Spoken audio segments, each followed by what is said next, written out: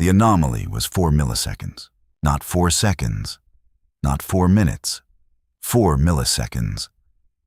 The difference between the timestamp on a fire control track update generated by USS Abraham Lincoln's AN/SPY 1D radar and the timestamp on the same update as it was logged by the ship's combat system data recorder. A discrepancy so small that no human operator running a standard system health check would have noticed it. A discrepancy that the combat system's own integrity monitoring software had flagged, processed, and suppressed 4 times in the preceding 6 hours, classifying it each time as a clock synchronization artifact attributable to the processing load generated by the strike group's sustained high-tempo operations since March 1st. The discrepancy was not a clock synchronization artifact. It was a signature. The cyber warfare technician who found it at 3:17 a.m. on March 18, 2026, was not running a standard system health check.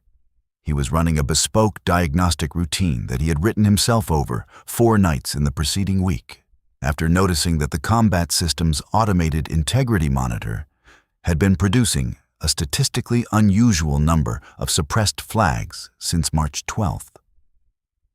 Not alarming individually, but collectively forming a distribution pattern that was inconsistent with the random, load-driven artifacts the suppression logic had been designed to catch. He had written the diagnostic routine because his training told him to investigate statistical anomalies, and because something in the pattern of suppressed flags felt designed rather than incidental. Designed suppression, the deliberate generation of low-confidence noise events to train an automated monitor toward a suppressed response, is a technique documented in classified cyber intrusion literature as a precursor to deeper penetration operations. He had read that literature. He recognized the shape, the 4-millisecond timestamp discrepancy, when he isolated it from the suppressed flag history and examined it against the combat system's data flow architecture. Told him something that he spent 11 minutes verifying before he was willing to believe it. Between the moment a fire control track update was generated by the radar and the moment it was logged by the data recorder, something was reading it. Not copying it, reading it, inserting a 4-millisecond processing delay that was consistent with the overhead generated by an unauthorized inspection process attached to the data pipeline. Something was watching what the Aegis system saw, in real time, as it saw it. He flagged it at 3:28 a.m. He used the word intrusion in his flag, which was the correct word, and which produced in the officer who received the flag at 3:29 a.m. a response that was faster than any flag she had processed in 14 months of standing watch on USS Abraham Lincoln.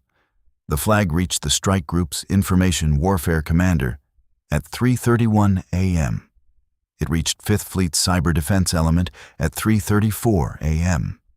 It reached the National Security Agency's Navy support cell at 3:36 a.m.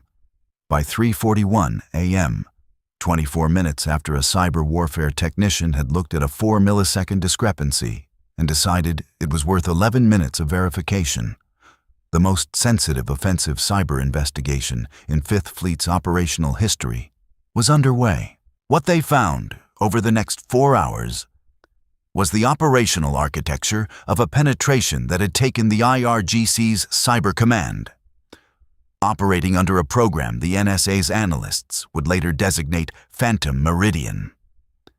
11 months to build and deploy. The intrusion vector had not come through any external network connection, any phishing operation, any exploitation of a known software vulnerability. It had come through the supply chain, specifically through a batch of 12 navigation system firmware update modules that had been installed across 6 ships in the strike group during a routine maintenance cycle at Bahrain's naval support activity in February. Modules that had been sourced through a legitimate defense contractor, processed through a legitimate logistics channel, and certified by a legitimate quality assurance process that had not detected the modification because the modification had been inserted not into the module's primary code, but into a driver layer that executed only when the module was operating in conjunction with a specific configuration of hardware components found exclusively in the Aegis combat system's fire control integration architecture. The insertion point was specific, deliberate, and reflected a level of technical knowledge about the Aegis fire control architecture's internal software structure that went beyond anything publicly available in open-source literature. The NSA team's assessment of how that knowledge had been acquired, completed at 7:22 a.m. and transmitted to Cybercom under special compartmented handling, identified 3 probable acquisition pathways, all of which had been known risks for years, and none of which had been fully mitigated in the operational environment where the attack had succeeded. The Iranians had not hacked the Aegis system. They had walked through the front door, carrying credentials that every checkpoint along the supply chain had accepted as valid, and had placed a very small, very quiet piece of code in a location that was not covered by any standard integrity verification process because the location had not previously been identified as a viable attack surface. The code had been dormant for 22 days. It had activated on March 12th, 14 days after the February 28th strikes, 11 days after the strike group reached its combat operating area. When a time-delayed trigger keyed to a specific GPS coordinate range had fired, waking the inspection process that was now reading every fire control track update in real time and transmitting a compressed, encrypted data stream to a collection node the NSA team traced by 5:47 a.m. to a commercial satellite communications relay registered to a maritime services company operating out of Muscat, Oman. The Iranians had been watching the Aegis system's real-time threat picture for 6 days. Every track the strike group's sensors had generated, every aircraft, every ship, every missile, every submarine contact, had been simultaneously visible to an IRGC analytical cell that was, at this moment, using that picture to plan something. The NSA team's assessment, completed at 6:02 a.m., used language that was careful and precise and arrived at a conclusion that was neither. The data being exfiltrated was sufficient to support real-time targeting of strike group assets by an adversary with pre-positioned offensive systems. The 6-day collection window had given that adversary not just a snapshot of the strike group's disposition, but a continuously updated tactical picture.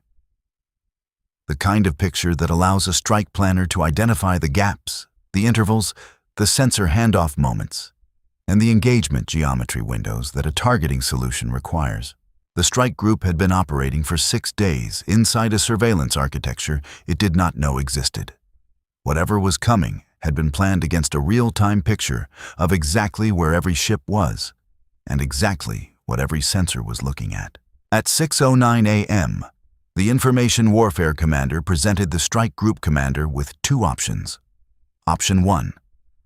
Conduct a full combat system shutdown and reload across all affected ships to purge the intrusion, accepting a minimum 4-hour combat system degradation window, during which the strike group would operate on degraded sensor coverage and reduced engagement capacity.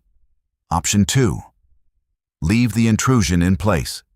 Feed it a modified data stream, a curated false picture of the strike group's disposition, while using the NSA's backtrace on the exfiltration channel to conduct a counter-collection operation that would allow U.S. analysts to observe what the IRGC was doing with the stolen data and potentially identify the planned strike before it launched.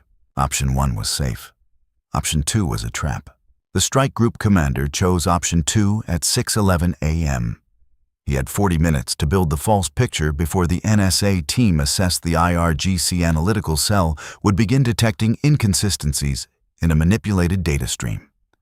40 minutes to construct a synthetic tactical reality convincing enough that the adversary's strike planners would commit to an engagement geometry that placed their assets inside a pre-configured U.S. response architecture rather than against the strike group's actual disposition.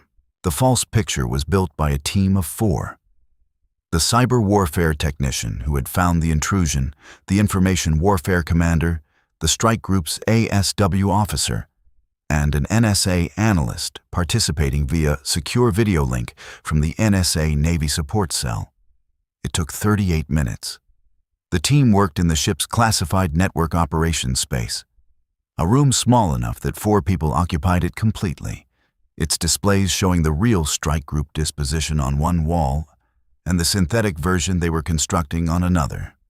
The work required the specific, careful discipline of a deception that must be convincing without being perfect. A perfect picture would itself be a signal. Real tactical environments contain noise, inconsistencies, the organic imperfection of systems operating under load. The synthetic reality they were building needed to carry exactly the right amount of operational texture. Plausible sensor gaps, plausible patrol timing, plausible escort positioning. Too clean, and the IRGC analytical cell would question it. Too noisy, and it would not generate the targeting commitment they needed.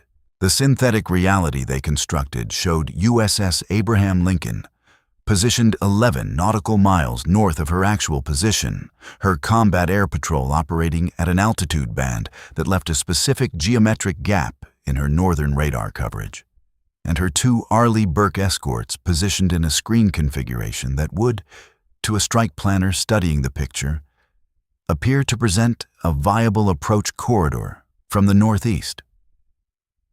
A corridor that was, in the actual disposition of the strike group, covered by a layered sensor and intercept architecture that the false picture deliberately concealed.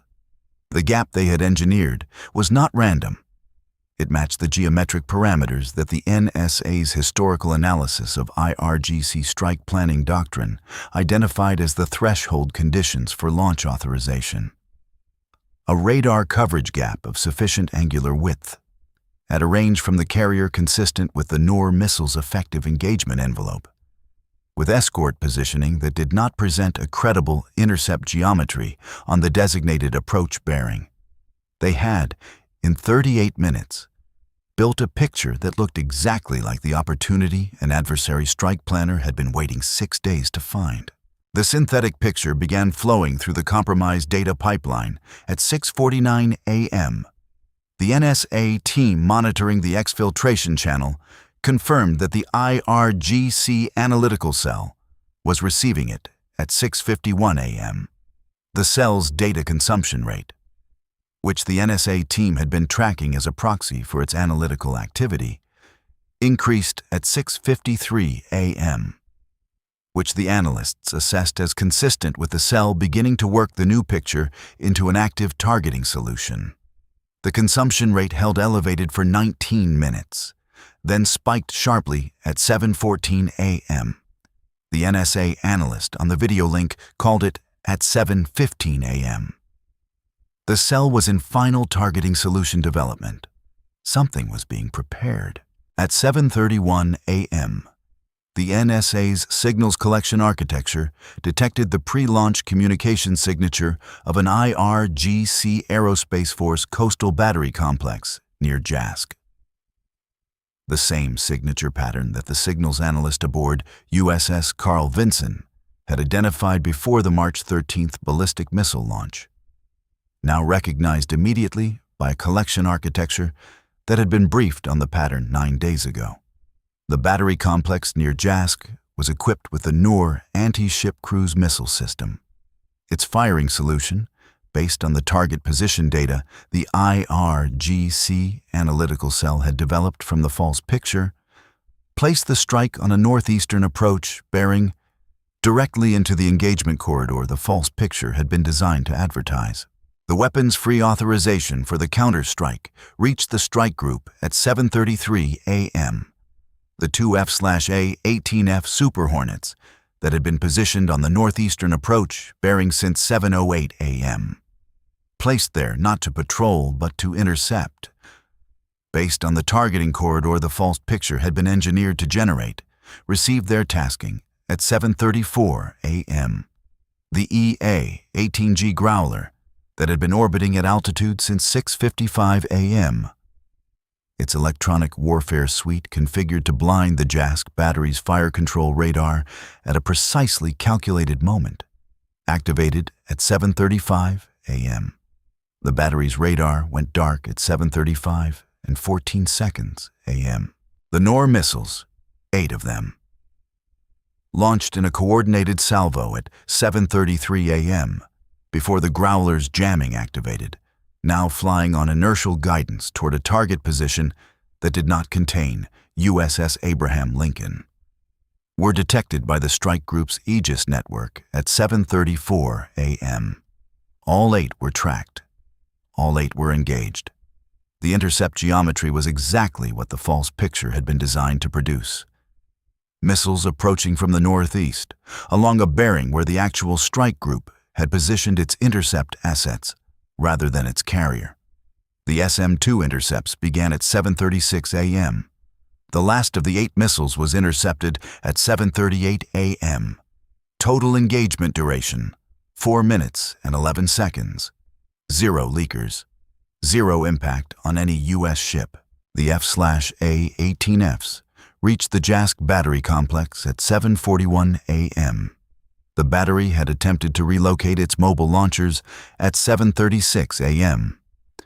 The correct response to a compromised fire mission, executed with professional discipline by a crew that recognized their launch, had not produced the expected results. They had moved 4 of their 6 launcher vehicles before the first precision strike package arrived. The 4 that had moved were tracked by a persistent ISR asset that had been repositioned to cover the Jask complex at 6:58 a.m. All 6 launchers were rendered inoperable in a strike sequence that lasted 11 minutes. At 8:19 a.m., the Information Warfare Commander initiated the combat system reload sequence across all 6 affected ships.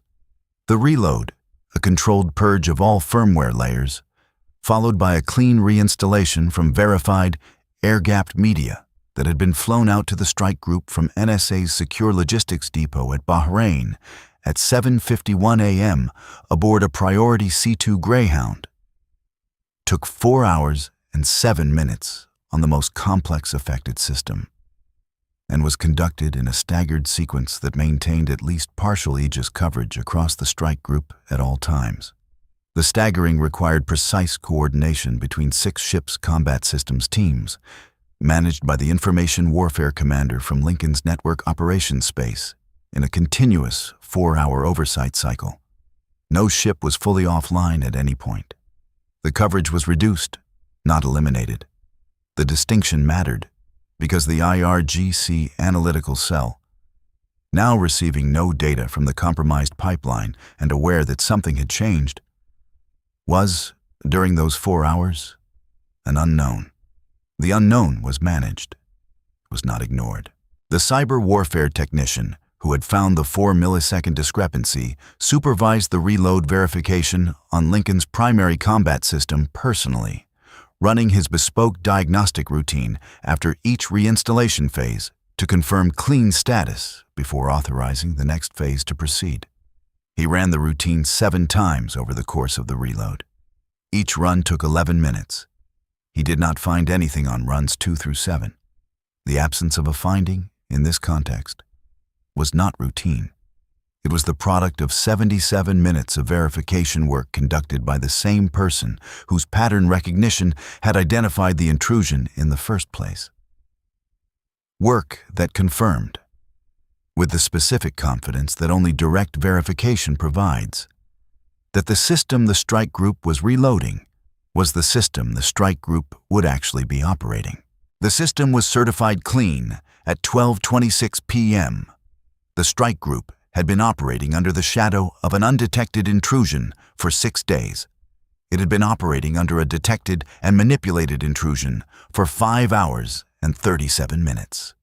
In those 5 hours and 37 minutes, it had identified the intrusion's origin, traced its exfiltration channel, constructed a synthetic tactical picture precise enough to generate a real targeting solution from an adversary analytical cell, and used that targeting solution to pre-position intercept assets that turned the adversary's strike package into a pre-configured engagement with a known outcome. At 1:14 p.m., the NSA Navy Support Cell transmitted its preliminary intrusion assessment to Cybercom, Fifth Fleet, and the Office of Naval Intelligence. The assessment documented the supply chain insertion vector, the firmware driver attack surface, the 11-month development timeline, and the 6-day collection window. It concluded with a sentence that appeared in its unclassified summary version and was later referenced in congressional testimony.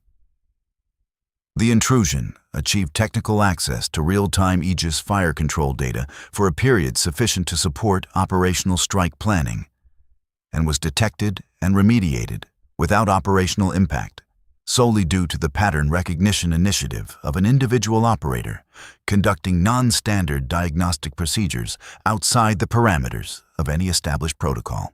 The cyber warfare technician's name did not appear in the unclassified summary. It appeared in the classified annex, in a section that documented the human actions that had determined the outcome.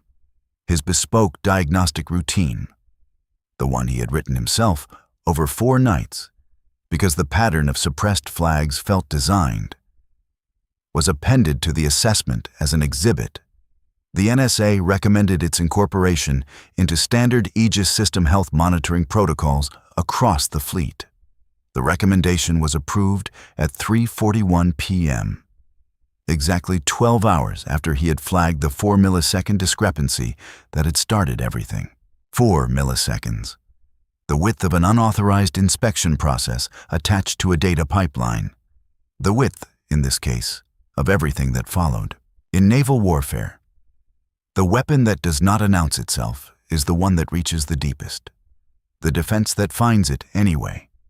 In the margins, in the patterns, in the 4-millisecond gap between what the system reports and what actually happened, is the one that determines whether the deep is held. The Aegis system does not think. The people inside it do. That is the only asymmetry that matters.